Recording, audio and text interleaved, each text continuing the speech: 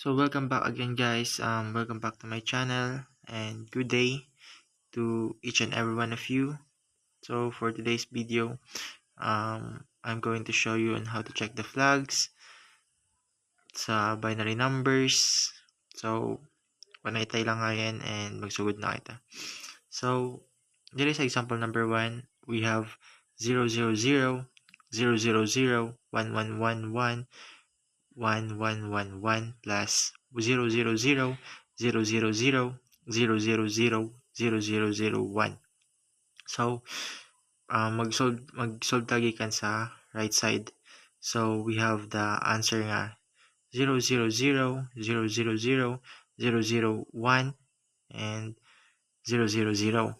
So, there is ato ang flag status. We have the auxiliary flag, which is 1, and then the 0 flag, which is 0, carry flag 0, and then sa ato ang SF, which is 0 sub, and then sa ato ang PF is equals to 1, and then sa OF na to is 0. Ano nakakuha man na sila? So ang sa AF na to, so sa 111 na to, tapos na plus 1 man siya, as you can see sa 1 plus 1, mao na nag-cause siya og carry. Nag-carry og 1. So dito pa lang ato na siyang makuha nga nakakuha na siya sa carry, so we automatically 1 ang ato ang auxiliary flag. And then sa atong ZF, kung na 0 kay 0 man ang resulta, so muna na 0 siya. And then sa CF, wala man siya carry nga naitabo sa taas. Sa pinakataas nga bit, mao nang na 0 siya.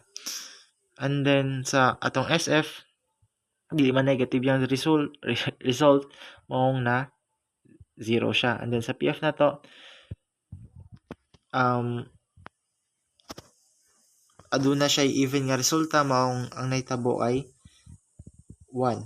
And then sa atong OF, wala overflow nga nahitabo, maong na 0. So diri sa atong example number 2, we have 0111, 1111, 000, 1111, plus 000, 000, 000, 000, 0010.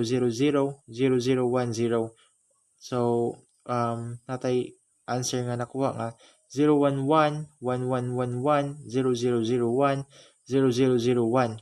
So diri sa to ang flag status, adunay kitay sa AF na to is equals to 1, sa ZF is equals to 0, sa CF na to is equals to 0, sa SF na to is equals to 0, sa PF is equals to 0, sa OF is equals to 0. So atong ikuan nga ang AF nakuha mo nang na 1 siya kay na-carry nga nahitabo sa bits, padulong sa bit 4 mo nang na 1 siya. And then sa ZF na to, dili 0 ang resulta, mo nang 0 siya. And then sa CF na to, wala dya po carry nga nahitabo, mo nang na 0, kay carry flag mo na siya. So automatically sense na nato nga kung wala carry, so automatically 0 gid na siya.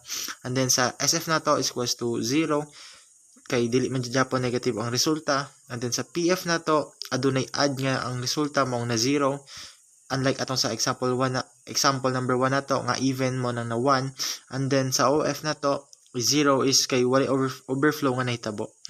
So mo to guys, and thank you for watching sa video na to for today.